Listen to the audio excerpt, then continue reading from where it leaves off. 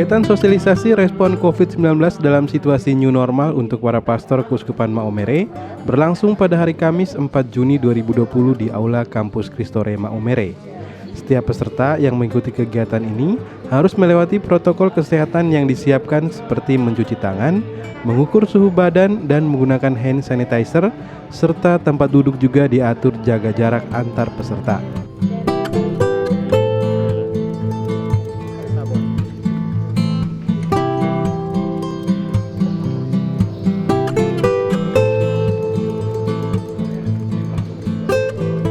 Kegiatan yang berlangsung pukul 8.30 pagi ini diawali dengan sambutan dari Monsinyur Edwaldus Martinus Seduh, Uskup Maumere. Dalam sambutannya, Yang Mulia menyampaikan bahwa pertemuan ini merupakan buah dari Pentakosta yang baru saja kita rayakan, serta mengutip dari pesan Paus Fransiskus. Saya lantas berpikir apakah ini bagian dari Pentakosta untuk kita, hasil atau buah dari Pentakosta? Mungkin iya. Roh Kudus membuka pikiran dan hati kita untuk mengambil sikap yang tepat menghadapi situasi pandemik ini. Kembali membangkitkan kesadaran kita betapa pentingnya menjaga kesehatan diri dan lingkungan lewat tindakan sederhana yang mungkin kita sepelekan selama ini. Cuci tangan, pakai masker, jaga jarak, makan teratur, istirahat yang cukup, dan sebagainya. Di samping itu, ada satu hal yang menarik yang disampaikan oleh Paus Fransiskus dalam khotbah Pentakosta yang mungkin satu dua hal yang bisa kita jadikan pedoman kebersamaan kita ini. Karena itu pertemuan kita ini sebenarnya satu kesempatan untuk kita gula babong, sosialisasi. Kita mendengarkan dari Dr. Asep dan Ibu Yansi tentang hal-hal yang berkaitan dengan apa yang akan kita buat ke depan. Juga nanti mungkin kita mendengarkan informasi dari Romo Viggen yang beberapa waktu ini bertemu dan membicarakan tentang beberapa hal praktis yang disebut dengan protokol kesehatan, dan juga nanti ada protokol gereja, itu rumah-rumah ibadat. Kita menyampaikan banyak terima kasih untuk Dr. Asep yang walaupun dalam kesibukan yang luar biasa ini, tapi toh rela datang dan bertemu kita untuk menyampaikan hal-hal yang sangat berguna yang berkaitan dengan keadaan kita pada saat ini.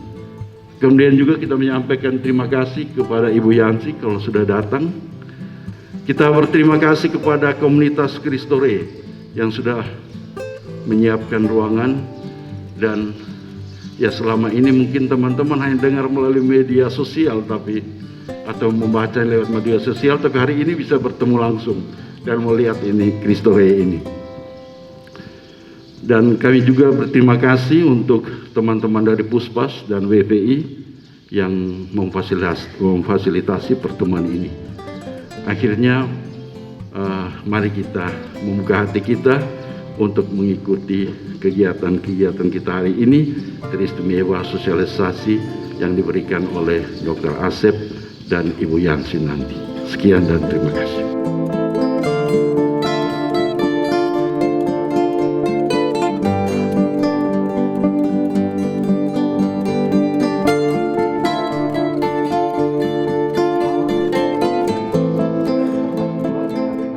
Selanjutnya adalah penyampaian dari RDK Nismbani sebagai sentra pelayanan darurat COVID-19 Keuskupan Maumere.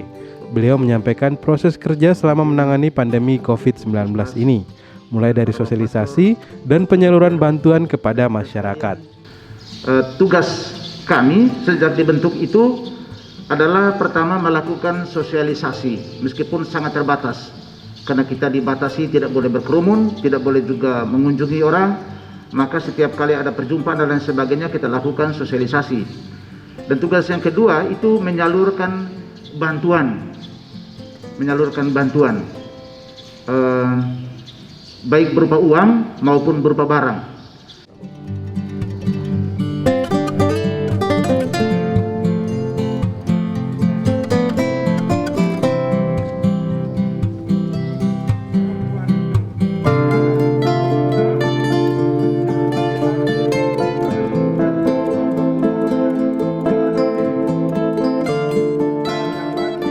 Setelah itu penyampaian materi sosialisasi dari Dr. Asep tentang bagaimana COVID-19, penanganan, hingga bagaimana penerapan new normal. Setelah itu dilanjutkan dengan sesi tanya jawab. Jadi akhirnya kebingungan dan akhirnya ternyata penyebabnya adalah virus corona. Ketahuan, oh ini corona. Kenapa corona? Karena corona adalah mahkota. Jadi virusnya ada mahkotanya. Nanti kita lihat ada gambarnya yang tadi. Jadi virusnya itu seperti ini. Ini kami ada kegiatan masker untuk sikap. Ini gambar ibu-ibu kita dan pakai masker. Tapi ini coronanya seperti ada mahkotanya. Sehingga ini virus disebut sebagai virus corona. Virus corona itu ada banyak. Yang terkenal adalah SARS yang dulu. Ya. Kemudian MERS. SARS itu Severe Acute Respiratory Syndrome. Kemudian MERS. MERS itu Middle East Respiratory Syndrome. Jadi karena kalau SARS dari Hong Kong, dari Cina, waktu Middle East karena di Timur Tengah. Dicek corona juga modelnya, tapi beda. Tapi artinya dalam satu keluarga virus corona. Mirip dengan yang SARS. Oleh karena itu disebut SARS coronavirus 2 karena mirip. Jadi kemudian penyakitnya disebut COVID-19 coronavirus disease karena mulainya tahun 2019. Jadi itu terminologinya. Virusnya adalah SARS-CoV-2 virus corona, penyakitnya COVID-19. Nah, semua pada awalnya tidak peduli karena itu penyakitnya di Cina, kami tidak akan kena. Tapi ternyata dunia adalah global, ada wisatawan dari Italia masih datang ke Cina, dari berbagai negara, dari Cina kembali ke Italia Utara kena. Italia Utara dilakukan lockdown, anak-anak muda tidak tahan lockdown, dia main ke selatan, Italia Selatan kena, akhirnya kena semua. Di Korea ada satu aliran agama yang menyebarkan ke Cina, pulang, kemudian dia keliling antar gereja, menyebar di beberapa klaster gereja. Kemudian di Jepang karena mirip-mirip Lambelu kemarin, ada yang kapal wisata ke Jepang, di karantina di kapal, karantina di kapalnya tidak baik, menular malah di kapal, ya, dan sebagainya. Kemudian terakhir di Amerika yang sedang heboh sekali, kasusnya meningkat karena ada beberapa penolakan untuk melakukan upaya pencegahan. Dan akhirnya kita waktu itu, kita tidak kena. Kami daerah panas, tidak kena, virusnya tidak hidup. Kita lupa bahwa Singapura juga sama dengan kita, daerah panas, ya. Kita makan kelor, tidak akan kena. Kita novena, Italia juga novena, ya kan? Kena juga, ya. Filipina juga kena, ya. Moge kita punya, ya. Di Eropa minum lebih banyak dari kita. Dan akhirnya Indonesia juga kena, dan kita juga kena, ya. Saya mau menekankan cara penularan. Nanti kalau kita cara penularannya tahu, kita tahu cara pencegahan. Kalau bisa cara pencegahan, selesai. Jadi nanti kita tinggal, kemarin Romo Pijen sudah mengikuti, kita akan bikin protokol di gereja. Seperti apa supaya tidak tertular? Penularannya ada dua, ya. Memang kalau kita tidak tahu penularannya, apa yang kita lakukan? Lari, ya. Kemarin ada apapun, ya. Dulu waktu HIV, dulu waktu kusta yang ada di Alkitab itu juga, semua takut. Padahal penyakit kusta adalah penyakit menular yang paling sulit menular. Dia harus kontak erat baru tertular. Kalau tidak. Penyakit menular yang paling sulit menular itu kusta. Tapi waktu itu karena tidak tahu, ya di stigma, diskriminasi. Penularannya ada dua. Satu, droplet. Setiap kita ngomong, seperti saya ngomong begini, ada cipratan air liur keluar. Cipratannya bisa kena ke mic ini, bisa ke pegangannya ini. Kalau saya corona, sebentar lagi pembicara berikutnya bicara, bisa kena di sini. tangannya dan sebagainya. Tapi kalau yang pertama droplet ini bisa langsung. Saya ngomong, kalau dekat sekali, kalau ngomong paling setengah meter. Jadi droplet itu dia keluar kemudian turun ke tanah. Kalau ngomong biasa setengah meter. Kalau batuk bisa sampai 1 meter baru turun. Kalau bersin bisa 1,5 meter, lebih jauh lagi, ya. Jadi seperti itu. Nanti kita akan melihat normal baru. Dulu kalau bersin, Dr. Romo pas pendidikan di luar negeri, hacing, God bless you. Sekarang hacing, hai. Menular. Ya ini nanti normal baru, etika batuk atau bersin ya. Jadi nggak ada lagi God bless you kalau bersin, ini menular ini. Jadi dia keluar. Oleh karena itu, kalau begitu saya batuk berhadapan dengan seseorang yang kurang dari 1 meter, dia dropletnya bisa masuk ke hidungnya, ke matanya, atau ke mulutnya, masuk ke dalam virus. Jadi virus tidak bisa bergerak. Virus dia bergerak mengikuti pesawat yang namanya air liur tadi. Dia naik di pesawatnya, dia adalah droplet tadi. Keluar. Kalau demam berdarah, pesawatnya adalah nyamuk. Kalau rabies, pesawatnya adalah anjing. Jadi sebetulnya pesawatnya corona ini kurang canggih, ya, hanya setengah meter, 1 meter.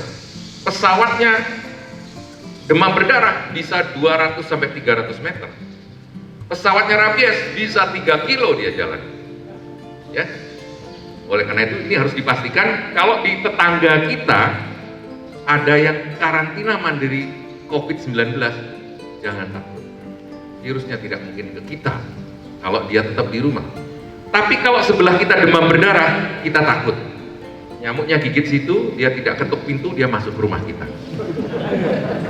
Kalau di sebelah ada rabies, punya anjing, anjingnya bisa kita main-main di luar, tiba-tiba kejar, dan kita kalah cepat dengan anjing rabies. Jadi dari segi penyebaran untuk virusnya, itu lebih bahaya rabies dan demam berdarah.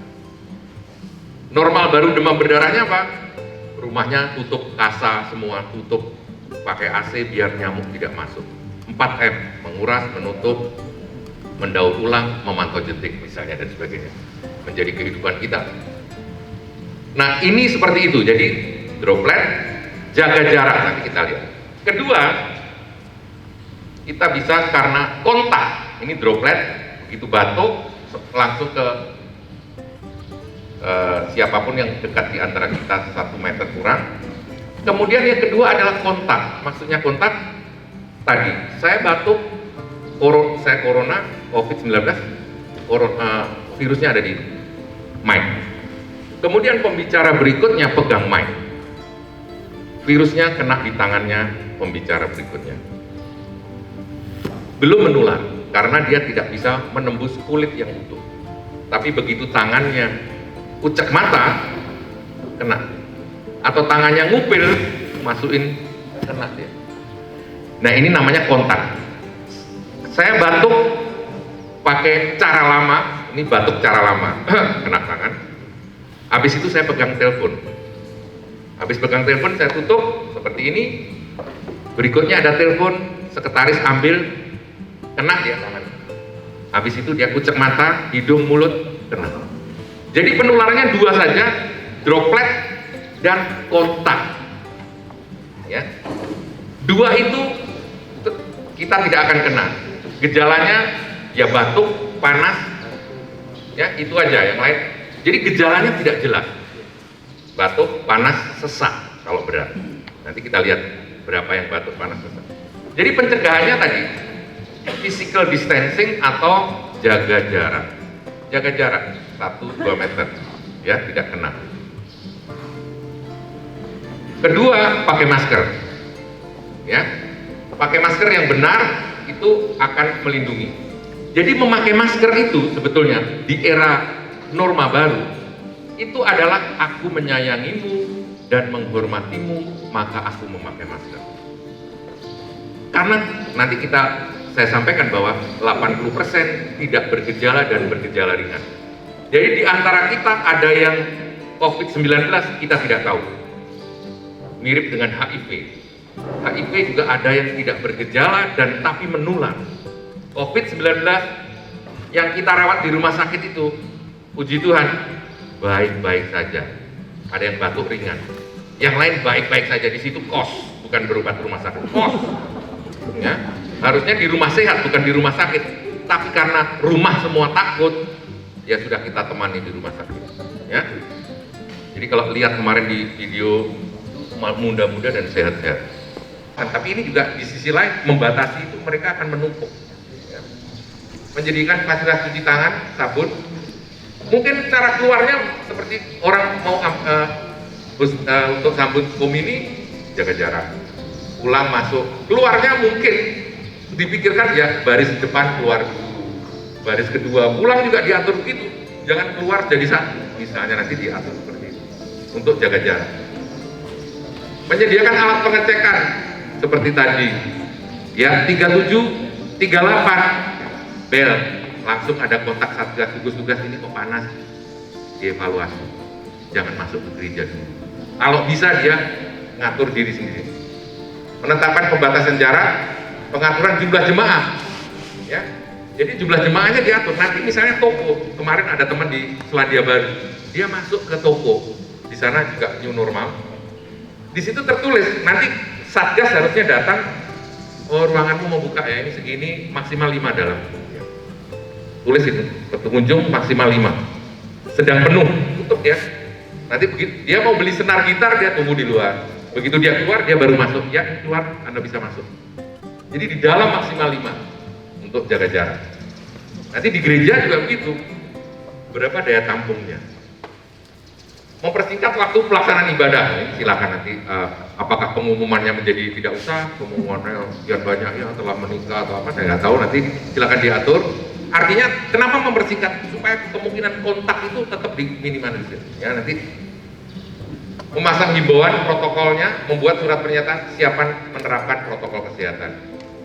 Kewajiban masyarakat atau umat kondisi sehat. Kalau tidak sehat jangan ke tempat ibadah. Meyakini bahwa rumah ibadah memiliki surat keterangan. Oh, rumah ibadah ini kalau sudah disinfeksi baik ya sudah saya datang. Menggunakan masker, menjaga kebersihan tangan. Kewajiban umat. Kemudian menghindari kontak fisik. Jadi salam damainya sekarang sudah mulai begini lagi. Ya. Menjaga jarak, menghindari berdiam lama di rumah ibadah. Jadi jangan selesai ngobrol di situ pulang. Ya. Melarang beribadah di rumah ibadah bagi anak-anak. Nah ini, ya, ini sebenarnya ini nanti silakan diatur aja. Ini himbauan aja. Ya, kalau anak-anak usia lanjut rentan tertular penyakit, orang tua dengan sakit bawaan, apakah tetap online? Ikut peduli terhadap penerapan pelaksanaan protokol kesehatan. Ya, ini. Kemudian fungsi sosial. Nah ini juga kalau ada perkawinan, akad nikah, perkawinan di gereja, memastikan semua peserta sehat, membatasi jumlah peserta maksimal 20%, tidak boleh lebih dari 30 orang. Jadi kalau akad nikah, pemberkatan di gereja, maksimal 30.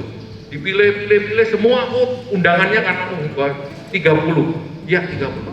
Pengantinnya lupa dihitung, jadi yang masuk pengantinnya malah nggak masuk karena batasnya 30. Ini jangan juga ya, pengantin yang paling utama dihitung. Pengantin saksinya nggak masuk, yang datang undangan 30. Ya, tidak boleh lebih 30, maksimal 20% kapasitas. Jadi ini himbauan ya, bisa diikuti bisa tidak nanti demi siapa? Demi keselamatan bersama. Bukan, tetapi sosialisasi masih kurang.